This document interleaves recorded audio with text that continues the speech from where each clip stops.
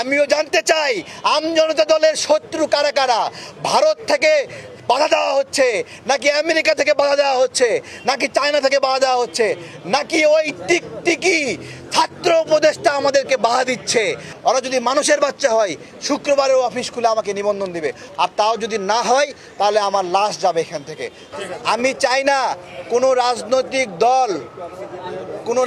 দল বড় দল এখানে এসে চাপ দিয়ে এখানে আমাকে নিবন্ধন দিবে। এটা একটা বাজে ইতিহাস হবে।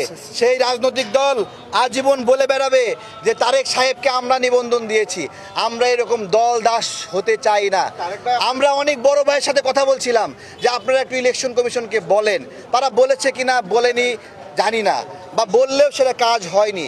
কিন্তু আমাদের অনুধাবন এই মুহূর্তে যে কোনো রাজনৈতিক দলের সুপারিশে আমরা নিবন্ধন চাই না। এখানে বসে আছি, জীবন গেলে জীবন যাবে। আজকে বৃহস্পতিবার, আমি জানি ওরা আমার কাছে আসবে না। কালকে শুক্রবার, তারপর দিন শনিবার, রোববার পর্যন্ত আসবে না। আমি জানি আমি এখানে আমার অনশন কর্মসূচি অব্যাহত রাখবো। আমি এখান থেকে নড়বো না। আমি দেখতে চাই এদের হৃদয় কতটুকু পাষাণ, কোন উপদেষ্টার ফোনে এরা এখানে শক্ত করে বসে আছে। গতকাল আমাদের ভাইয়েরা সেখানে গিয়েছিল, সেখানে গেলে আমাদের ভাইয়েরা না, বিভিন্ন অ্যাক্টিভিস্টরা গিয়েছিল, জানতে চেয়েছিল আমাদের সমস্যা কোথায়, জানে না। পরে ইলেকশন কমিশনার কি বলে জানেন? যে এইখানে আমার চেয়ারে এসে বসেন, দেখেন আমজনতার দলকে নিবন্ধন দেওয়া কত কঠিন। আমিও জানতে চাই আমজনতা দলের শত্রু কারা কারা।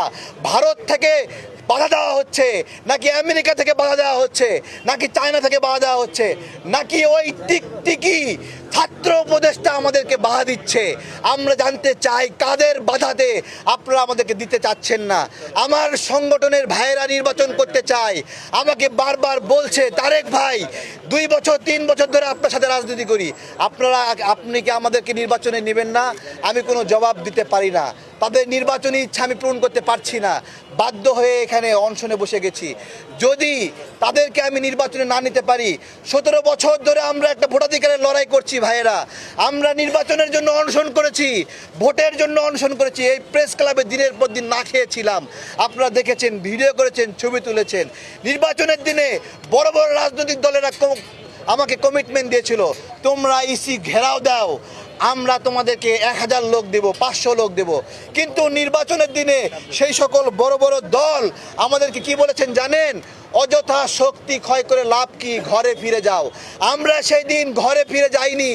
আমরা ঘরে ফিরে না গিয়ে নির্বাচন কমিশন অভিমুখে যাত্রা শুরু করি। মাত্র 50-60 জন রিক্সাওয়ালা আমাদের সঙ্গে যোগ দেয়, আর আমাদের ছোট সংগঠনের পক্ষ থেকে 20-25 জন আমরা